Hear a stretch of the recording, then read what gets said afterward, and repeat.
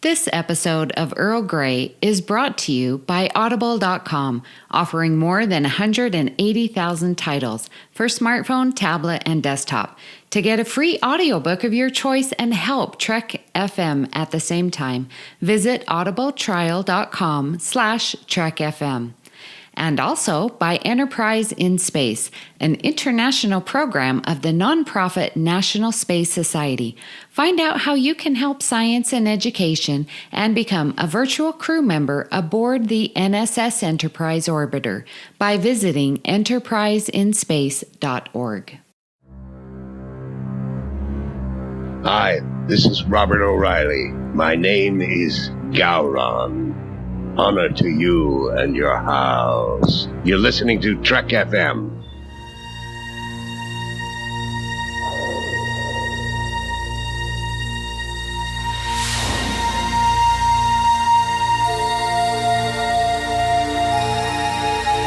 The Earl Grey Hot.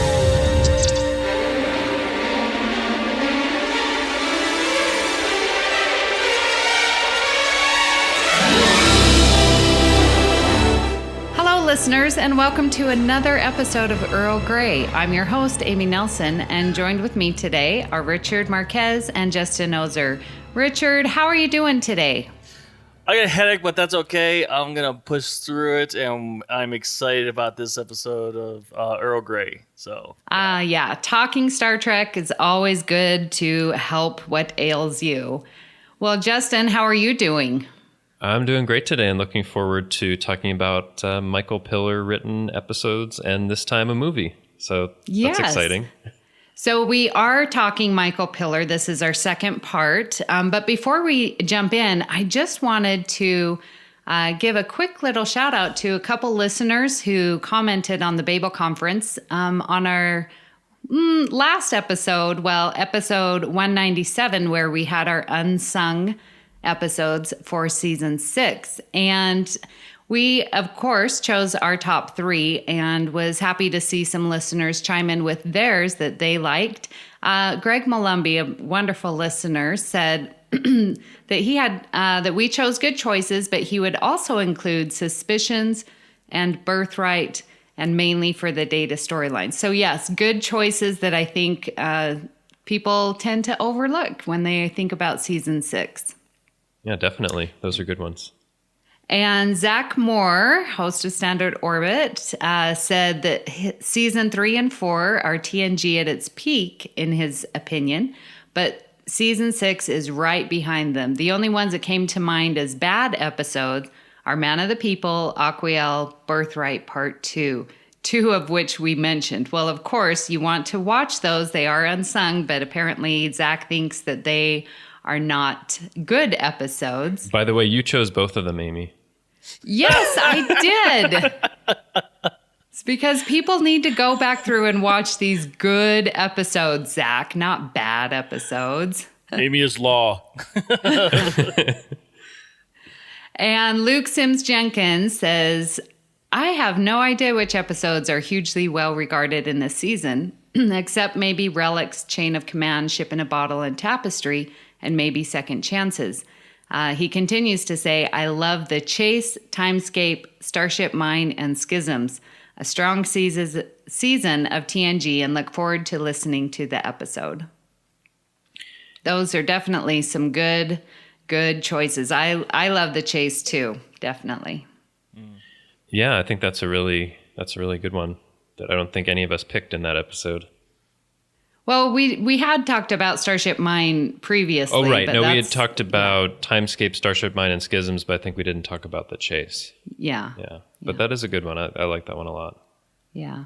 Listeners, thank you for chiming in and letting us know your unsung episodes of season 6. We also have, finally, after a couple months, of our iTunes winner. And Justin, why don't you tell our listeners about that?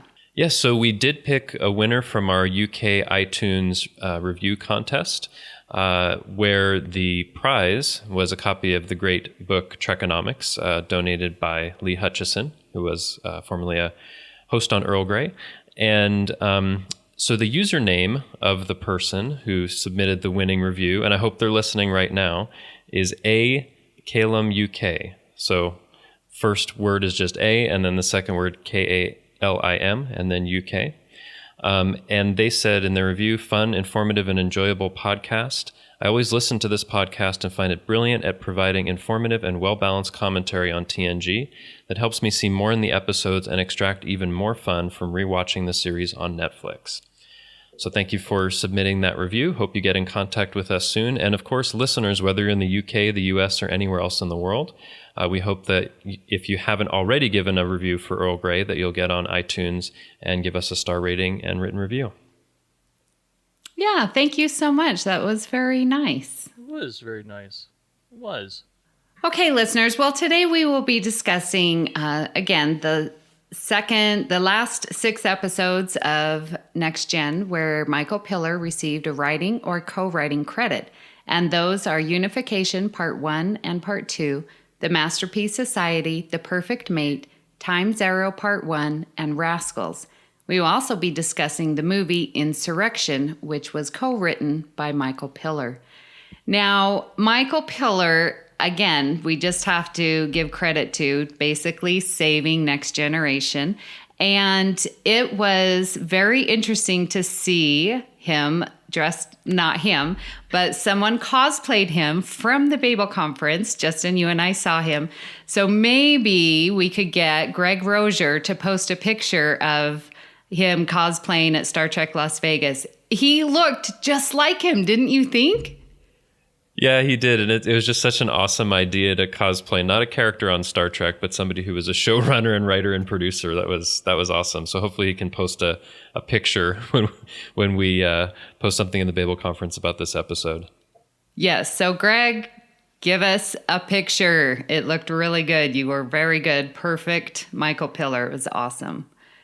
So let's jump in and talk about Unification Part 1. So in this episode, just a quick review. To the Federation's surprise, Ambassador Spock has traveled to Romulus. Fearing he has defected, they send Captain Picard and some of his officers on a covert mission to determine why. So what did you guys think about this episode, Richard? I love this episode. It's one of my favorites. It's probably one of those episodes that I remember more as a child, other than my first episode. But like it's very when I first saw it, it was very mysterious, and I absolutely love it for it. I mean, it's bringing together TOS and TNG. Actually, back then, I don't even think I knew what TOS was, to be quite honest, because I started out with TNG. But like, yeah, it was a very mysterious episode, and trying to figure it out and whatnot. And I really enjoy this. It's really I'm glad to see that at least one of the cast members from the original series is there. So yeah. I mean, it was suspenseful, and trying to figure out, is Spock really going to defect? I mean, it was pretty good. Justin, what'd you think of it? Yeah, I think it's a really good episode, and I mean it's important in the history of TNG and Star Trek, because even though DeForest Kelley had done a little cameo and encounter at Farpoint, it was a really short thing. They didn't even give his name as McCoy; he was just Admiral. But this was the first time that a member of the TOS cast came over to the Next Generation in a really important role. And actually, the unification refers to the Romulan and Vulcan unification that Spock is looking for, but at the same time, I think they also did that as a message to say this is unifying TNG into more into the Star Trek universe and with TOS, which I think is pretty clever. And when I first saw it, of course, it was many years after it aired, and I thought, oh, this is the TNG two-parter that Spock's in. What's going to happen? Of course, in the first episode, he's there for like 10 seconds. I wish he would have been in more, because anytime you can see Leonard Nimoy is great. But setting it up in this Vulcan Romulan unification movement is really fascinating, and we'd seen Romulans in a little bit in roles just in hostile with warbirds that were threatening the Enterprise and things like that. But this got more into the story of Romulus and the Romulans, and I think it's a really good setup for the two-parter. I agree. Spoilers much? We haven't even gotten to the second one yet. Well, I'd hope that people have seen this since it aired 25 years ago. But I guess. well, when we talk about these episodes, I think we're assuming people have seen them, and whatever we say about it hopefully wouldn't spoil something. But sorry if you got spoiled. Yeah, well, leads us to Unification Part 2 and the continuation of the story. And this is where we get Sela, right? Yes. Yeah, okay. Yes, she is in this And, one, but she was in Redemption before that, right? Right, but the crew didn't know who she was. Right. Because she was in the shadows. Yes. So on Romulus, Picard and Data meet with Spock, who claims to be trying to reunite the Romulans and Vulcans. While Spock works to achieve his goal, powers within the Romulan government seek to pervert his mission into an invasion of the Federation. And this one, again, I like the whole idea of seeing, these two distinct, Romulan Vulcans, and that they came from the same origin story. So I like that idea, and sort of tells us about who we are and gets us to think about, well, we are all humans and we all sort of came from the same parents. So how can we find that common ground? Yeah, it's definitely an intriguing story. Obviously the question would be, what would the Vulcans look like with emotions? And clearly this is the answer. And bringing the two together, I would assume it's going to be nothing but chaos, considering the Romulans are show more emotions. But it's a very. I don't think this is the first time we ever hear about it, is it? I mean that they're about the unification, right? But we didn't know that they came from the same planet until really this episode, right? Well, I think they even establish a common origin in Balance of Terror and TOS. That they look, but actually very similar, right? But explaining it more, explaining it was never done. Because actually, I remember Balance of Terror and how that that navigator was basically holding a grudge against him or something like that because his family or whoever or his father or something had been affected. Died. Was it like in the Romulan War, and then seeing the connection, he got angry at Spock or something like that, right? Because they look similar. Yeah. So it's a contentious thing, and they do seem very different. And in a certain way, you think like the Romulans seem so different from the Vulcans. Like, how can Spock have any idea that there's going to be any possibility of this happening? But I think what's kind of interesting with Spock and his character is, even like going from the original series into the different movies, he goes through a lot of changes. And, with Unification, this aired, I think, right before Star Trek VI came out, and was meant almost as like a cross promotion for that. And I think especially in Star Trek VI, you see Spock getting those emotions maybe creeping in a little bit more, or his facade cracking a little bit more. And there are certain episodes and places you see that. But then if you think of Spock, 70, 75 years later or something like that, maybe he is swayed more by that. And I think in Star Trek VI, he does say that, logic is just the beginning of wisdom. It's not the end. There's more to things than logic. So I think it's kind of fascinating the way it informs his character and his motivations. And, at a certain point, he says that, the best thing to do is just to go along with their plan and just see where it leads. So I guess there's some logic to that, but I don't know. Spock is such a complicated character, and I feel like this adds some other layers to it because, it was the first time that we really see him in the 24th century. So thinking about, I don't know, I felt like there was a lot that was added to that. And of course, seeing him interact with Picard and Data is really great. Yeah, the mind meld that he has, to share, sort of linking Spock with Sarek through Picard, I just thought was brilliant. That it is brilliant, and you see like Spock has this look of emotion on his face, doesn't he? Because he's moved and touched by finally seeing and feeling all of these things that Sarek did after his father dies, and that's one of the really great moments I think in Star Trek when you see that, and a great place to end it. But he does have this kind of undisguised emotion on his face, which you hadn't seen except in cases where there was something really wrong or was Pon farr or something like that. But this is just a regular reaction. It's really something. And the other thing that's great is Spock talking to Data, because Spock talks about Data kind of embodying the things that Vulcans have always wanted to achieve in terms of having all of these emotions taken away, and then for Data to say, Spock, you're half human, but you've abandoned the things I've sought all my life. Just that scene and bringing those two perspectives together is really amazing. And I think it's great that we even got any scenes with Spock and Data at all, because Data is kind of a very Spock-like character. And Unification 1 and 2 were the first episodes that aired after Gene Roddenberry's death, just to mention. That's right. Yeah, there's a little, there's something acknowledging that at the front of the episode. So I always get sad when I see that, like, oh. Yeah. Yeah, and so we're losing Gene Roddenberry and we're bringing in TOS with TNG. It's quite, a circular round of events there.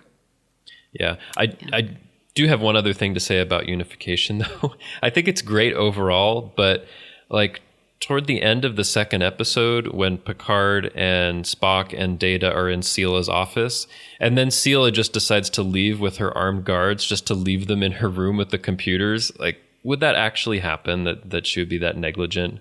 Richard's shaking his head. No. It's like clearly she's never won a war or anything like that. So yeah. Yeah, you wouldn't want to anyway. You wouldn't want to do that anyway. It seems like that's the one place where there's a failing in the writing. Like, really, wouldn't they just take them to the brig? But otherwise, it's great. Yeah, got to make the story move along. That's what I feel like. They had to make it move along. But part of what was going on at this time was that Jerry Taylor, who co-wrote it, was also writing the novelization of Unification. And she had to do it basically at the same time that she was writing the episode, which is insane. So I wonder if at a certain point it was like, oh man, we got to get past this and let's just do it, So maybe they would have took him to the brig and then Scotty would have blown the backside of it just to get them out. So there you go. But they already did that already. So yeah, I don't know. Yeah, maybe that's what it was. Maybe that was the reason why. It would have taken too long to get them out of the brig, I guess. But anyway, overall, it's great. It's just that one thing that always hits me when I see it. Yeah. Well, let's move on to the Masterpiece Society, another one that Michael Piller co-wrote. And this is the one where they go down to this perfect colony, and it's on the verge of destruction.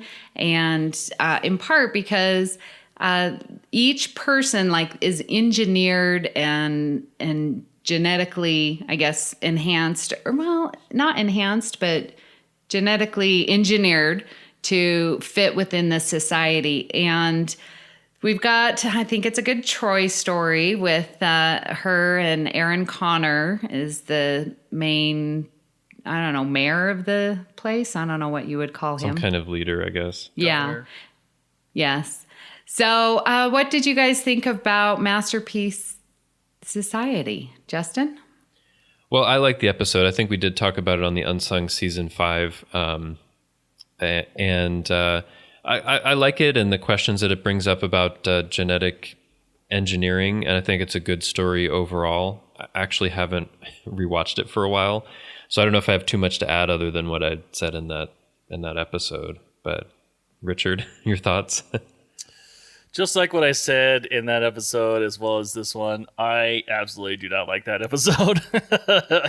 Really? I still don't. it irks me that someone is destined to be that one person, or one person to fit into a society, and it's just it gets at me. It really, I mean, to me, it's a story that pokes fun at those kind of at a society like that, or at least that's what this episode is. But it still bothers me. So, well, Michael Pillar did say that this story had been passed through 5 other writers' hands before he actually got to it. And his main issue, his main problem was like, how do we define a genetically engineered society? He says, quote, "This was the beginning of me feeling better about the season. It was another one of those shows that had been around for a while and a lot of writers had taken a shot at it. It dealt with genetic engineering and abortions and interesting things for Geordi to do, and the relationship between Troy and the leader of the society. I think it's a real classic tragedy because everyone was trying to do the right thing in that episode and it ended up in destruction. Aside from the disappointment in casting, I was pleased with it. I think a lot of people were rather pleased. They liked it as much as they did." So he had a disappointment in some of the casting? Yeah, I wonder what that's about. Must have been Troy. I don't know. Whatever. He was supposed to be Beverly, not Troy, that was supposed to make out with the governor. I don't know. Maybe he wasn't happy with the guy that played Connor. But Probably. I like him. I thought he did well. Yeah, And I thought he paired well with Troy. I remember liking him. But Yeah. yeah, I mean, you mentioned something about it not working out because they're... yeah, I mean, oftentimes in the Next Generation in these kinds of episodes, there's some kind of thread or something that's happening to the society and they can work it out, but they don't in this one, and that's pretty interesting how things get affected. Yeah, Jerry Taylor, I guess, is more in line with your thoughts, Richard. And she says, "Michael Pillar and I are at odds about it. It was an idea I didn't like from the beginning. I don't like the concept. I wasn't wild about the script. I thought it was one of our weakest episodes in the seasons." Yeah. Well, well, then I'm going to have to start reading more about Jerry Taylor. No, just kidding. No. Well, it's interesting because Michael Pillar was running the show at this point, and Jerry Taylor took over the next season, and this was later in season 5. So, Funny enough, that's one of my favorite seasons too. it is really good. Yeah. This is another comment. I know we're not talking about Jerry Taylor or Ronald Moore, but Ronald Moore says, "This is another example of a show that doesn't really work too well. Sort of a show that sets up a genetically perfect colony, which in and of itself is starting to bore me. And when we get there, it's like, gee, Troy falls in love with one of the people. You can't wait to get up and get a beer." Wow. How funny is that? Wow, that's pretty harsh. Yes, it is. Kind of is. Roll the eyes. Oh, Troy again. Oh, no. All right. Well, let's move on to maybe a better episode. I don't know if it's better. You guys let me know. It's The Perfect Mate. And this episode is so interesting. I'm wondering what you guys have to say. But Picard serves as a host for a peace treaty between 2 warring planets. He may be unable to resist the reconciliation gift, a beautiful, empathic metamorph who is to be presented by one leader as the other's wife. So, Richard, do you like The Perfect Mate? What did you think about it? No, it's not that I like. I love this episode. No, and it's mainly because of her. It's mainly because of I can't remember. I can never pronounce her name right. Is it Famke? Famke Janssen? Thank you. Yes. I think. Her character name is Kamala. Wow. Yeah, I'm talking about Yes. the actress. Yes. She's gorgeous. She is absolutely gorgeous. I love her. I think she's a great actress. Now, what Justin's gonna say in a minute, I understand where he's coming from, and I didn't see it that way, and it kind of disappoints me that now that I see it that way, I'm like, dang it. You ruined it for me, Justin. I'm just gonna let you know that. But otherwise, I think she did a really aside what he's gonna talk about in a second.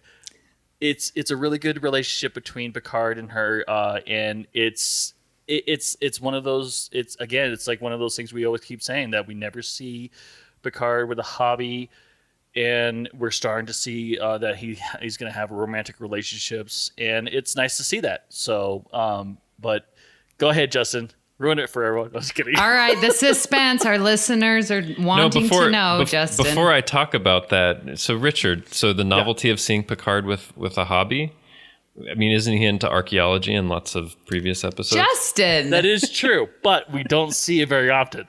But she brings out his hobbies. It's not that she is the hobby. I didn't say that. Oh my goodness. I didn't mean it that way. No. But that's not how I meant it at all. Anyway, you're good, Justin. You're good.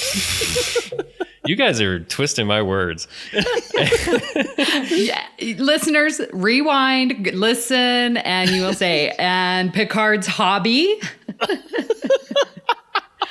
All right, Justin, we love you. Tell us what you think. Sometimes I say things and I don't mean it a certain way, and then I listen to anyway. All right, yeah. so we all do it. It's all good. So the perfect mate. All right, I said my piece on the Unsung season 5, but in case listeners didn't hear that, I'll say it again. Or forgot. So, I don't have any problem with the performance or, what it does for Picard or all of that. That's all fine. I have a problem just with the concept that the Enterprise is basically, transporting someone who is a gift from one leader to another, as that leader's wife, and that they're transporting someone kind of as cargo and kind of participating in this. If the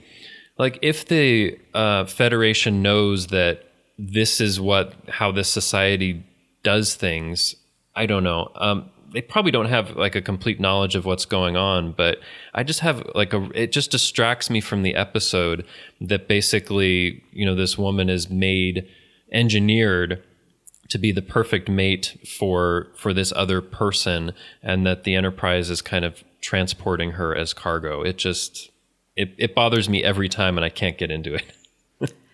So what, and I'm not justifying, I'm just throwing out the question.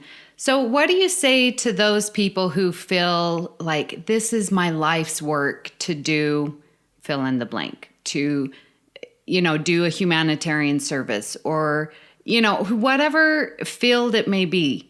Do you feel that when they say this is my life's work, that they're being cheated? Or is it just the fact that she doesn't really have a choice in what her life's work is? She has no choice, because she's just been kind of engineered and designed that way, right?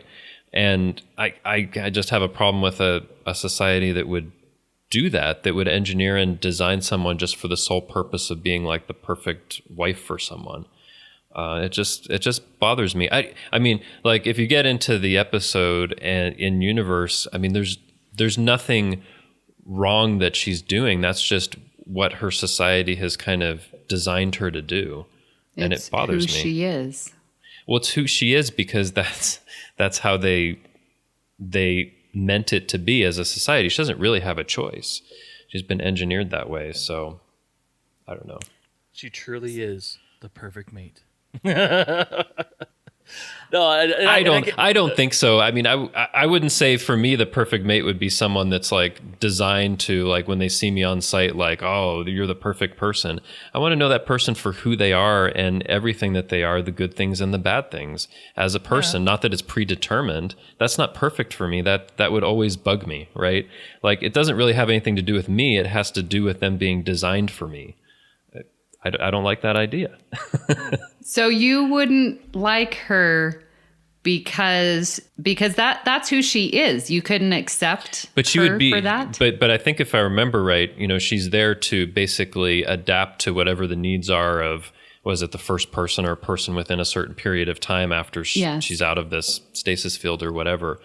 I don't like that idea. And no, I wouldn't want to to be with a person that had just been engineered and designed to do that, because it's not really about how they feel about me or how I feel about them. It's about a design decision that was made before this person was even conceived, you know? And no, I wouldn't want that at all. So it's more about the choice Yes. or lack thereof. It is. It definitely is. I'm interested to know. I unfortunately did not see this, but on the Blu-ray, there's a deleted scene. Well, it's not so it says there's an alternate ending that was proposed by Michael Piller during production, where Picard is intervening during the ceremony to stop the wedding, only to reveal that his abrupt intervention was only in his imagination as the ceremony continued. Although Patrick Stewart liked the idea, Piller was overruled by Rick Berman, so we never got to see that. What do you think if that would have been his imagination? I don't know. It was just his imagination and intervening, not the whole thing, right? Right, yeah. Okay. Oh, that would be awesome, actually. I could see, yeah. I don't know. I really don't know. It wouldn't change my opinion of the episode, but, Yeah. but it's always interesting to think of how things might be different. Yeah. Or it could be another Well- holodeck mission or something like that. No. No. Yeah. But Very anyway, interesting. thank you for letting me say my piece about it again. Again. It definitely brings up a lot. I mean, I could ask a few more questions, but for time's sakes, we will move on since this isn't an episode about the perfect mate. It is about Michael Piller. And Thank goodness. another episode that he co-wrote is Time's Arrow, one of our favorites, right, Richard? I don't know if it's my favorite, but it might be someone else we know. Yes, definitely one of my favorites, for sure. Oh, Yeah. of course, we talked about this one on our episode about Time's Arrow, but I love the whole episode. Mark Twain and what's going on with them going into the 19th century. Now, Piller only had a role in part one, but he was, setting up all of that stuff that I love about it, and I love both parts. And there's just so much about it that I enjoy. It's just a really fun adventure. Yeah, definitely. It definitely brings out the characters' other acting abilities, and that's what I love about this episode. Again, that's what I said in that episode as well. It sucks that we kind of have to tell you guys to refer back to that. But yeah, it's a really good episode. Definitely see the broad, I guess, a broader spectrum of their acting abilities. It looks like it was a lot of fun. I mean, different costumes, I'm sure. I mean, I'm looking at a picture of Data in his boat, in his tie and everything. And actually, I want one of those. That's what I really want. But I'm a sucker for ties. But anyway, yeah, it definitely looked like it was a fun episode. So for them, that is, and us too, Yeah. and clearly for Justin too. Oh, I love it. One of my favorites, for sure. Yeah, I feel like they put a lot into it, and it was a lot of fun. And that episode, so Michael Piller was still the showrunner, and I think Jerry Taylor took over the next season in part two. But I feel like they fit together really well, and it's just a lot of fun. And I think they put a lot into it because they had actually, I think, built up the set for the street scenes in 19th century San Francisco, which is really cool. So Yeah, this is another one you say Time's Arrow and everyone knows what you're talking about. It's definitely one that doesn't get forgotten, whether people like it or not. Yep. Because it's so different, and I think it's an interesting concept. And so, yeah, I really enjoy Time's Arrow. And it's funny because I think I mentioned this before, I was watching it with my brother, and he's like, what? People don't like it? And I said, I know, it's crazy. So... But it wasn't going to be a two-parter, actually. And I mentioned this again when we talked about Time's Arrow, but Rick Berman and Michael Piller had originally decided not to end season 5 with a cliffhanger, I don't know how much of a cliffhanger it is, but you know what I mean. Will they get back? Yeah. What's going to happen to Data? But, we have Deep Space Nine that was, starting, and Pillar says, because of all the attention DS9 was getting and the rumors that TNG would be shutting down, we wanted to send a message that this show was alive and well and continuing to grow. So definitely a well thought out and planned cliffhanger so that people would know TNG is still alive. And Justin got a 2-parter out of it. That's right. Yeah. I mean, I find it hard to believe that it was supposed to be one part because it doesn't feel like they just took one episode and stretched it out. It feels like there is enough stuff in there. But yeah, it's interesting that they were thinking with Deep Space Nine getting attention and it was going to premiere in January the next year. They wanted to make sure that people knew we're not going off the air. We're going to continue. So Yeah. That would suck if they ended it that way and it actually didn't continue. Like, and then that's a real cliffhanger. Yeah, I mean, there have been some shows where there's been a cliffhanger and they've been hoping for another season and they don't get renewed, and it's like, what happened? Are we referring to Firefly or something? I haven't seen much of that, but okay. No, the one that I'm thinking of, and it's not Star Trek, of course, but My Name Is Earl was a show that I really liked. And it actually ended kind of on a cliffhanger and they didn't get another season. Oh, no. I was like, what's going to happen? But I've gotten over it. Oh, good. Since that was years ago. But I think that does happen every once in a while. They'll write a cliffhanger, like, if we do that, maybe we'll get renewed. And sometimes it doesn't happen. Well, it better not happen with Discovery. We need another season. I think we'll get another one, at least. Yeah.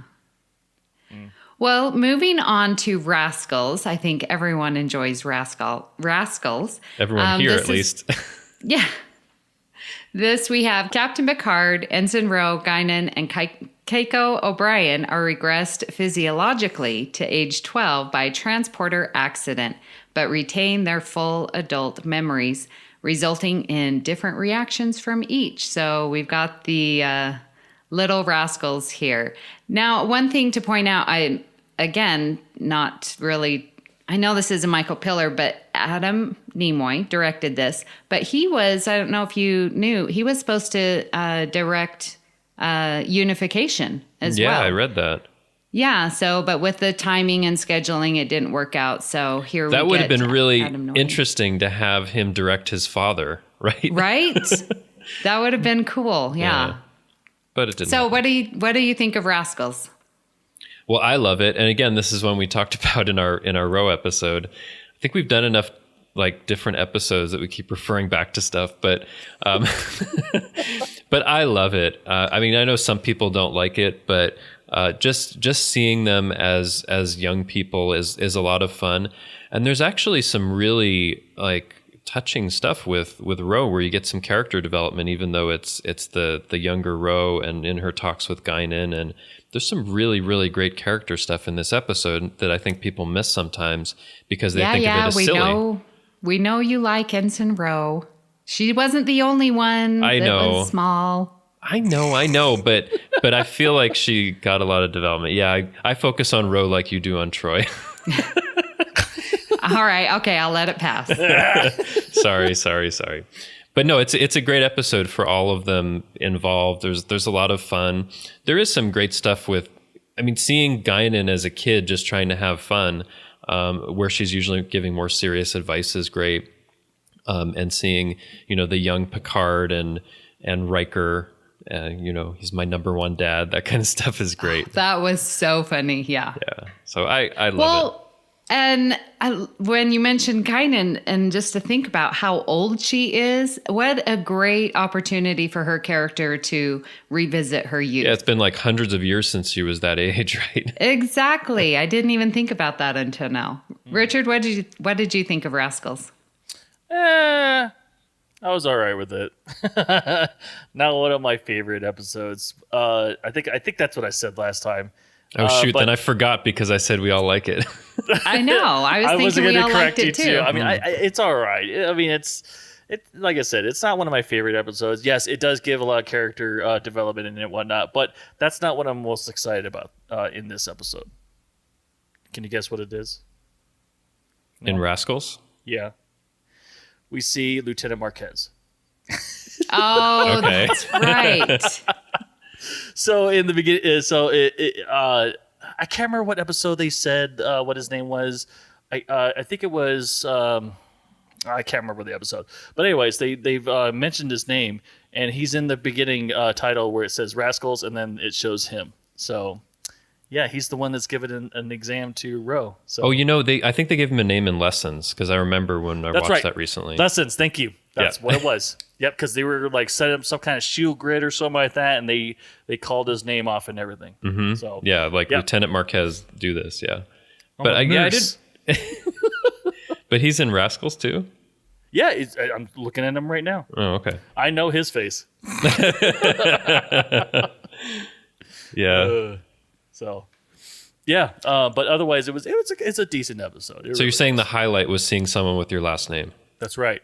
Absolutely. Yes. That's why I love First Contact, because they said Marquez in that one too. And they're passing out weapons. Well, unfortunately, my name is uncommon enough that I doubt it will ever come up in a Star Trek episode. You never know. Discovery might. We might have to let them know. I Be like, seriously- "You say something, Ozer." Seriously Yeah. doubt it. But it's good your name came up. Well, Ronald Moore says, when Michael Piller brought the premise, I thought he was completely insane. An away team rematerializes on the transporter as children with adult minds. I tried again and again to bury this idea, which of course meant that I would get saddled with the inevitable rewrite when the script came in. I just thought it was a ludicrous idea and wanted nothing to do with it. That said, once I got the assignment, the professional writer in me had to commit to the material to do the best that I could. So I tried very hard to bring humor and humanity to the proceedings, chiefly through the Guinan Rowe story that I did end up liking in the end. I still cringe when I think of that episode, but many people have told me how much they like it.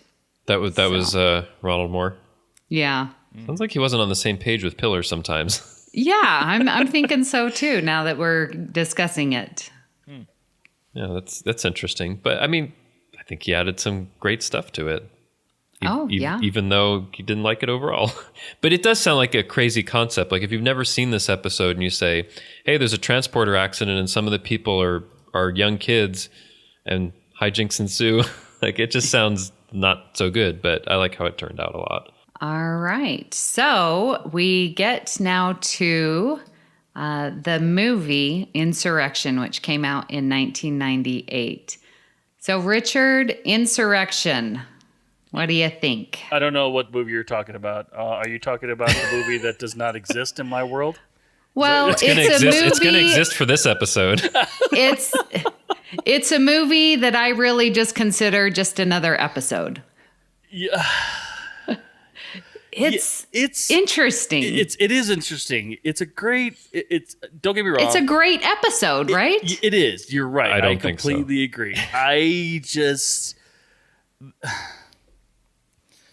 don't know. There's something about this. There's something about this movie that I can't stand. I don't know why. It doesn't. It seems like it was a filler movie. That's in between, Nemesis and First Contact.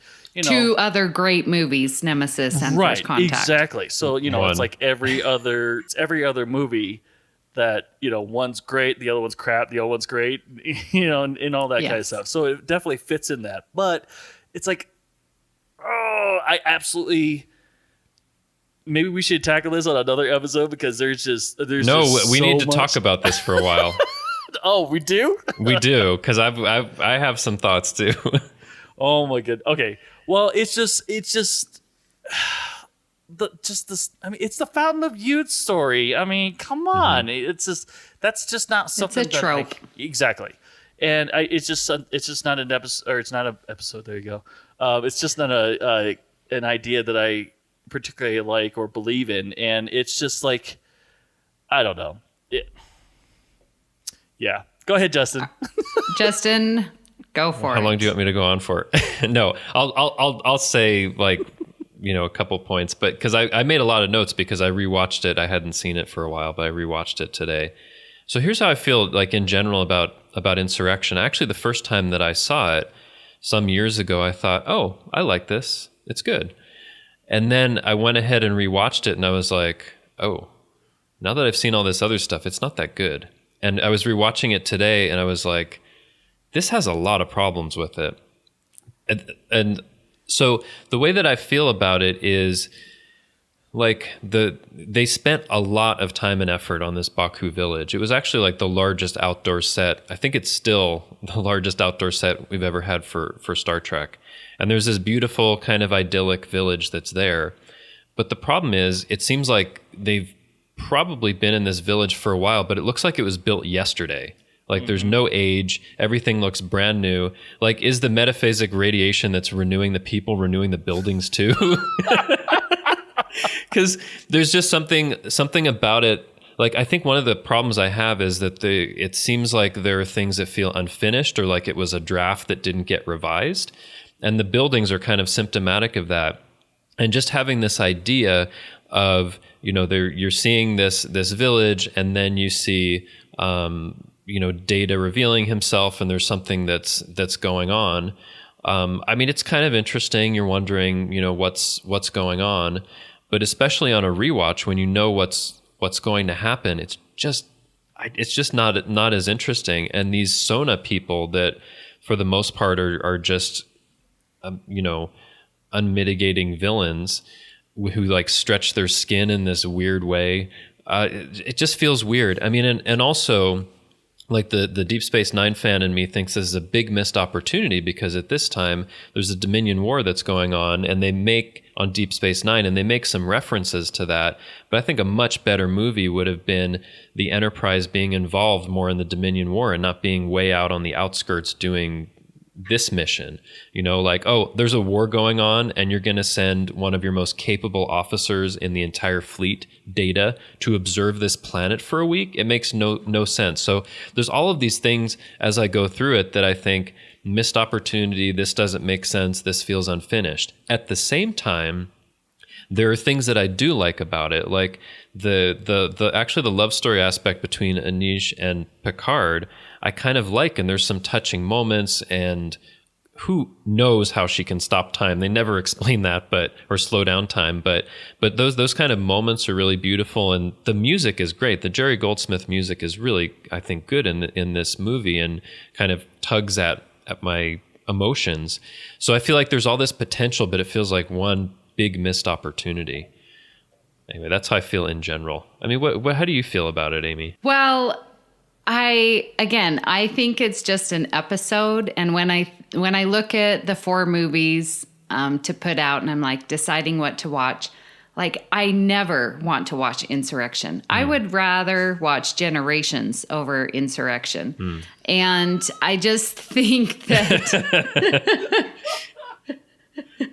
I mean, if I'm, being honest,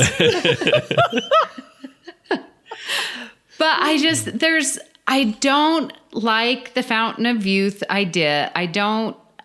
There are some things that I think we look at our society and sort of wonder, gosh, where are we, with all the prosthetics and, surgeries that people get and try to make themselves prettier, and this idea of what is beauty. But again, just trying to live forever. I don't know.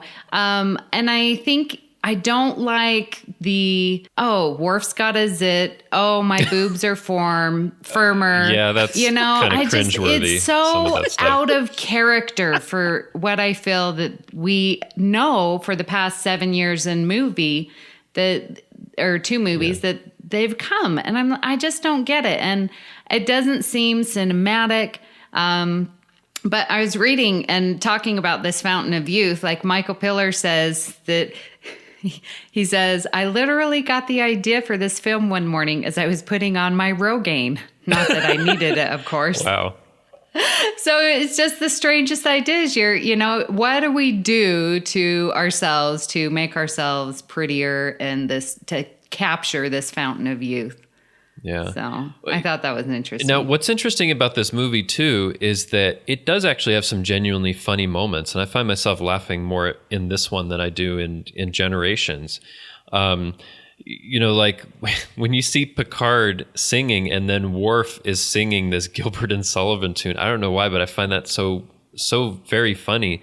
And there are different things that Data, says in here that I think are really funny. Like, in the event of a water landing, I have been designed as a flotation device. I can't help but laugh when he says stuff like that, right? And when and it's clearly funny because Picard's also Patrick Stewart's also laughing too. At least. You can see him try to laugh or try not to laugh. Try not to laugh, but he does anyway. Yeah. And then when Riker shaves and he's like smooth as an android's bottom, I can't help but laugh at that. So like, there's some really funny moments. There's some interesting stuff that's going on, but yeah, it feels like there is this Fountain of Youth trope that's going on. They're disconnected from what's going on in the wider Federation. Like, one of the things I really like about First Contact is that, there's a real threat by the Borg. This is something that matters to the whole Federation.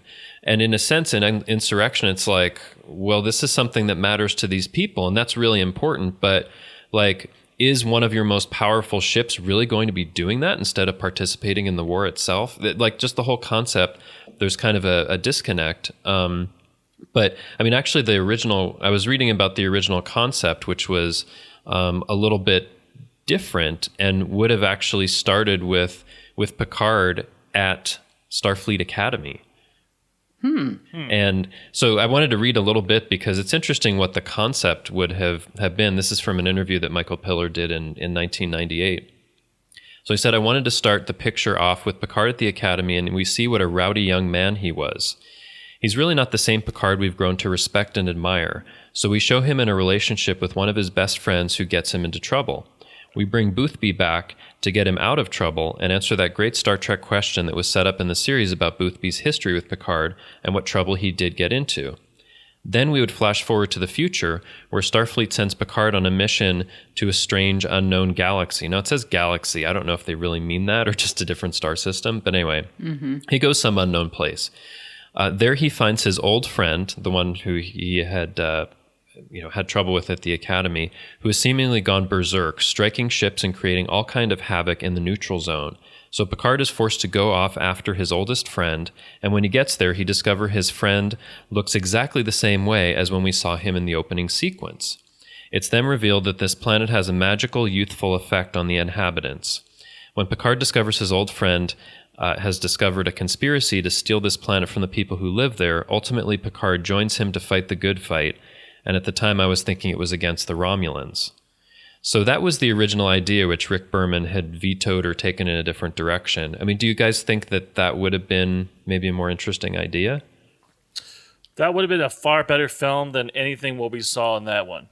But to go with tradition, this film had to suck. So maybe that's the reason why. I think it would have been really good. I really do. Yeah. I think, it still has the Fountain of Youth trope, but it's maybe not as important. It's more about, a threat with the Romulans and his old friend and all of that than about the Fountain of Youth idea. So right.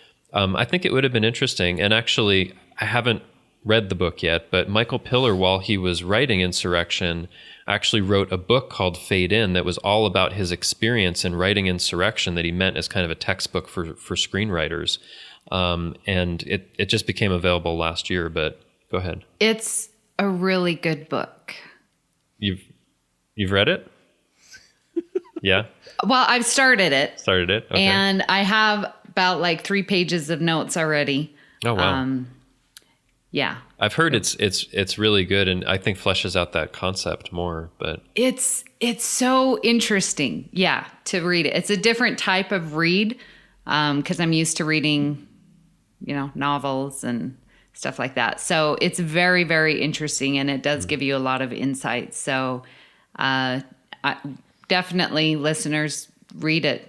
It's good. Yeah, and it was unpublished for a long time and just became available last year, right? Yeah. Right. Yeah, that's right. Okay. That's right. I'll definitely have to check it out because it's supposed to be really, really interesting.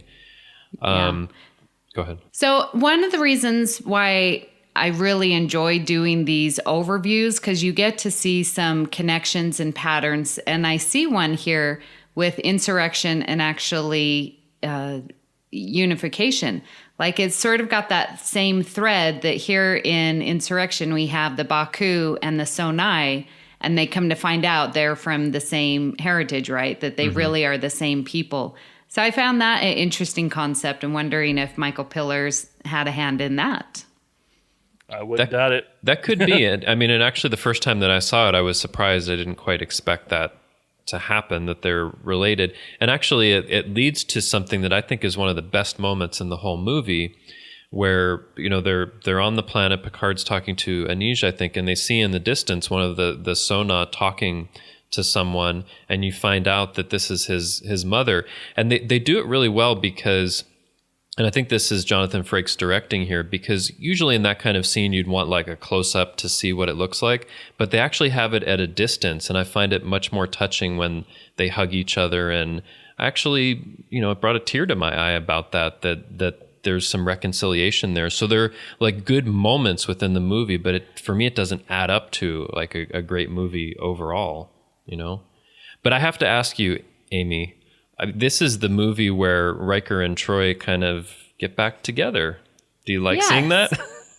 I love seeing that. It's great to see those two finally work out their differences and decide that, yes, they're going to be in a relationship. And then we get to see that in Nemesis with the marriage. I got to ask, do you prefer Riker with or without the beard? I don't like Riker season 1 with, no beard. And so I like him with the beard, but I don't mind it in Insurrection. Okay. I think it's very handsome on him. It's a more mature shaved feel. Yes. He was too young back then. It just didn't work. But yes, with the maturity. So Pillar talks about how he feels that First Contact was too dark, and that he felt that he wanted a lighter movie since he was working on it. And he says that the strength of Star Trek depends on making people feel good about the future. Over the last 10 years, the American public had turned into a darker and darker science fiction.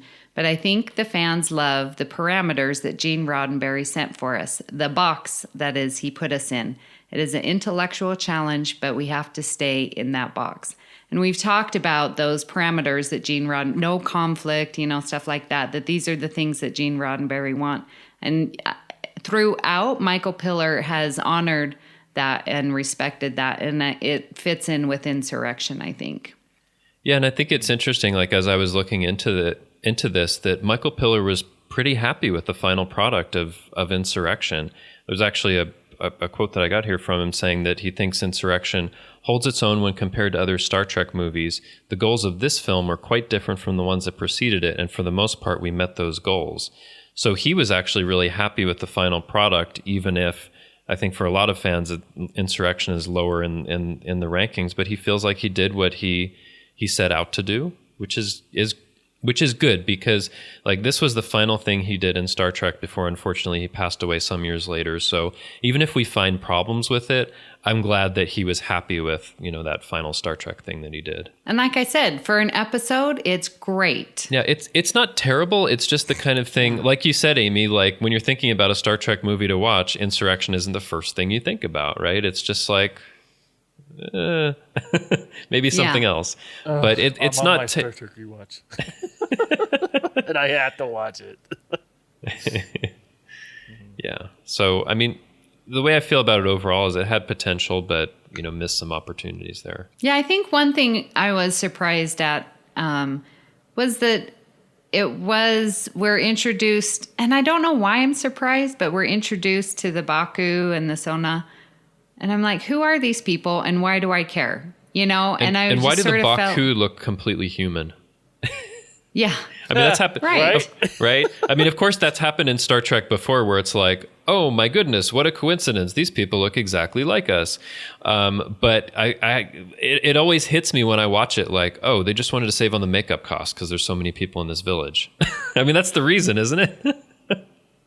Probably, So, I would not doubt it. Yeah, but if we wouldn't have Insurrection, we wouldn't have the name Briar Patch, and then we wouldn't have our newest show. Yes, that is quite I'm true. glad you brought that up. Or at least the name that is. So. Yes, the Briar Patch. And we're so excited to have them on Trek FM. Very looking forward to hearing their discussions. It's dedicated to the socioeconomics Yeah. and political venue of Star Trek. So very excited for that. Yeah, definitely. So Insurrection provided the inspiration for the title of a new podcast. It's There you good go. for at least that. There you go. It is. It's I'll give good for Insurrection that. But really, listeners, if you love Insurrection, drop us a comment and tell us why, because we'd be interested to Yes. know. We would be very interested Especially to know. if Insurrection is like your favorite Star Trek movie of all time. I'd be really interested to find out why. Something that is kind of not as well loved. It's interesting to find out why people love it, like the way Amy loves Nemesis.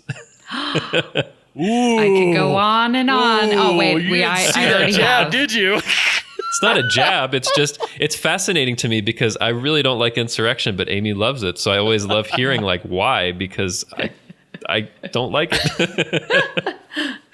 Well, one thing Insurrection did bring us was the beautiful Donna Murphy, who plays Anij. Is that how you say it? Yes. Yeah. Yeah. Yeah, no, she's really good in this role. Oh my gosh, she is.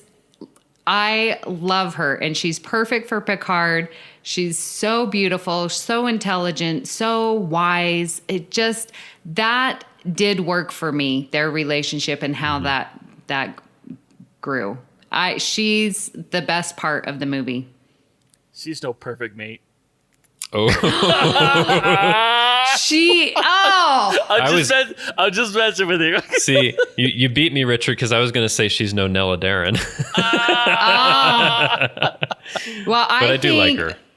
Yeah, I do too. Actually, if we're ranking, no, and I don't really like to do that, but out of Picard's women, I really like Anij, and I like the perfect mate even over Nella Darren. How about that, There you go. All right. Justin? Well, You like Nella Darren's Darren, I number know. one for me as a fit Yeah. for Picard. But I still like Picard and Crusher. Yeah, Yeah. that's probably my number 2. Yeah, that's probably like my number 2 or 3. Yeah.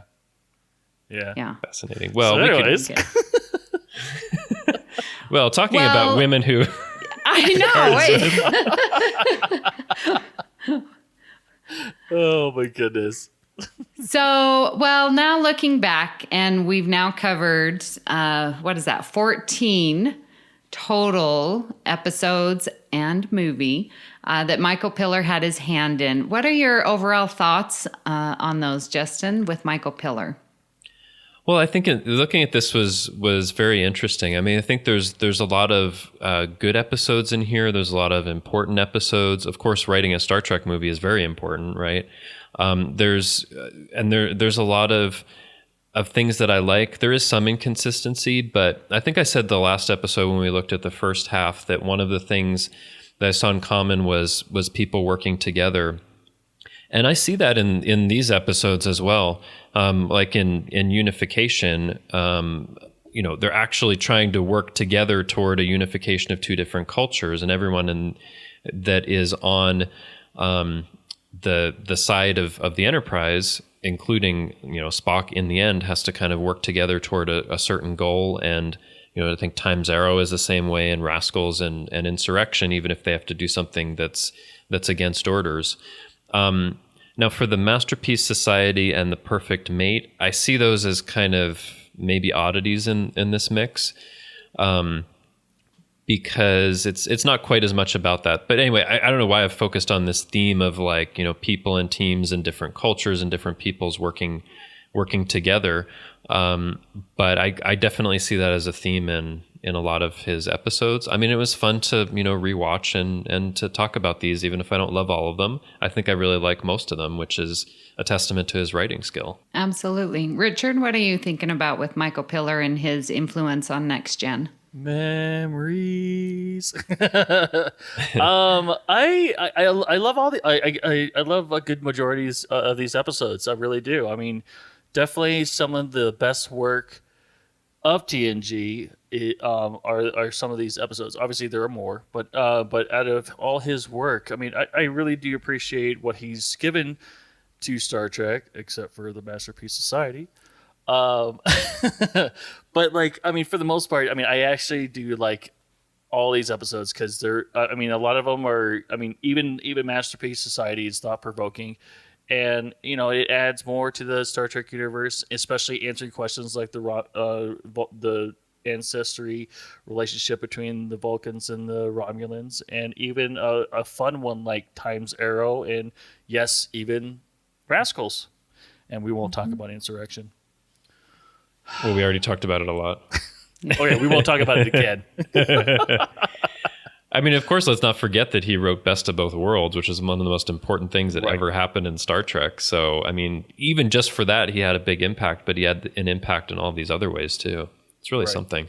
Yeah. What did you think of Amy? What did you think, Amy? Well, I liked, seeing his little inputs and, reading his quotes and doing the research and sort of seeing who his character was, through Next Gen.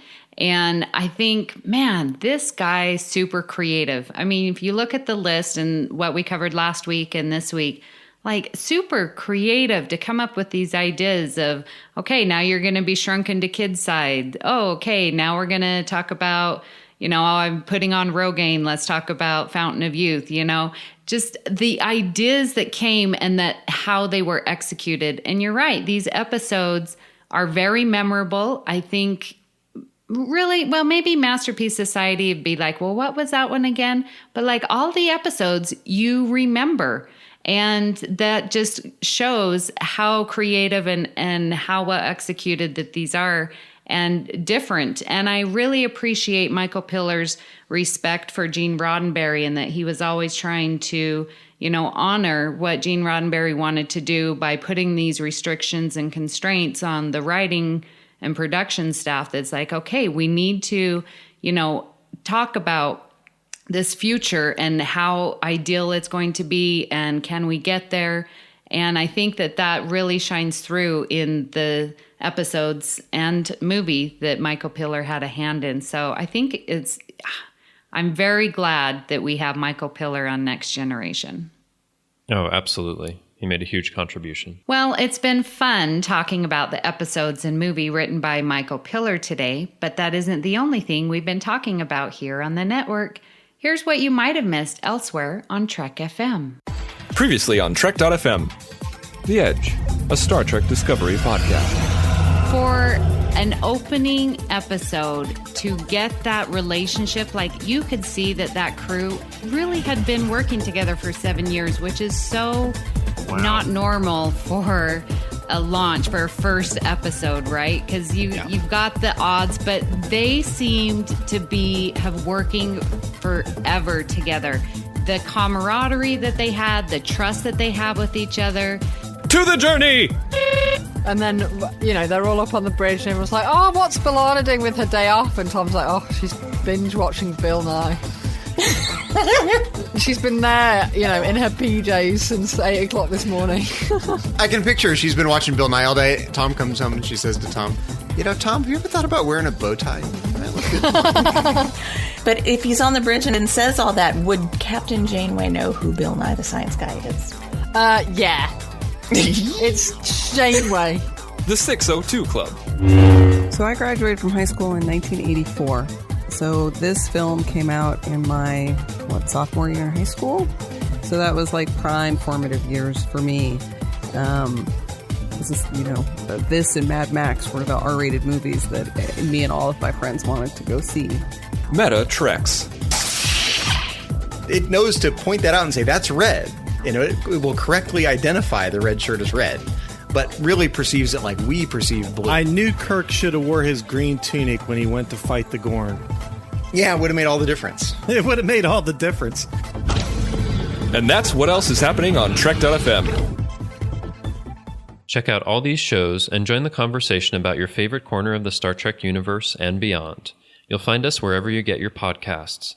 If you're an Apple user, be sure to hit the subscribe button in Apple Podcasts on iPhone, iPad, or Apple TV, or the desktop iTunes app to get the latest episodes as soon as they're published. And please leave us a star rating and written review. If you're not an Apple user, we've got you covered as well. You can find our shows on Google Play Music, Stitcher, TuneIn, Spreaker, SoundCloud, Windows Phone, in most third-party apps, and you can stream and download the MP3 file from our website or grab the RSS link. We would love to hear your thoughts on today's show, especially you, Greg Rozier. Post that picture. And there are many ways for you to do that. Best place is on the Babel Conference. That's our listeners group on Facebook. Just type Babel, B-A-B-E-L, into the search field on Facebook, and it should come right up. If you'd like to send us an email, you can use the form on our website at trek.fm/contact. Choose to send to a show and select Earl Grey. That will come right to us. You can also find the network on Twitter at TrekFM and on Facebook at facebook.com/TrekFM. So, Amy, if people wanted to get in touch with you, where can they find you?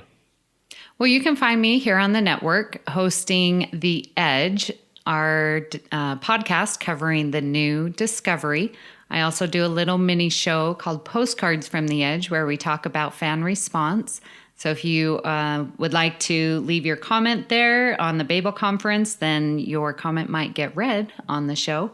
You can also find me at Twitter at Miss Amy Nelson. But my favorite place is on the Babel Conference.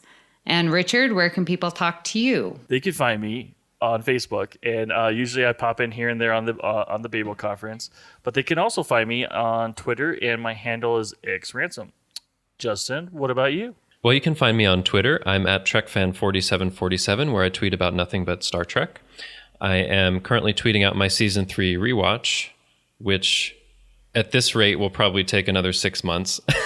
Been distracted by Discovery and so many other things. But anyway, mostly at this point, you can see me tweeting about other Star Trek things. And you can also... It's okay. It's not a race. Enjoy I know it's it. not. I just Savor feel like... it. Okay. I will... You know what? I'll take some advice from Insurrection, and I will slow down the moment and enjoy. There you go. Okay. Barf. Well, anyway, you can also find me hanging around the Babel Conference on Facebook. Well, if you'd like to help us keep all our shows coming to you each week, you can become a patron of the network on Patreon. Visit patreon.com/TrekFM. That's patreon.com/TrekFM to get all the details. We've got lots of perks set up for you, like early access to our episodes, exclusive content, producer credits, and more. Available through our special patrons website, Patron Zone. It requires a great deal of money to produce and distribute these shows each month. We really appreciate any support you can give us and hope you'll join the team. Again, you'll find the details at patreon.com/TrekFM. And we'd like to take this opportunity to recognize our current associate producers, Norman Lau, Justin Ozer, and Michael Huter. Thank you so much for supporting Earl Grey. So join us next time for another cup of Earl Grey. Today is a good day to die! Things are only impossible until they're not. Great joy and gratitude.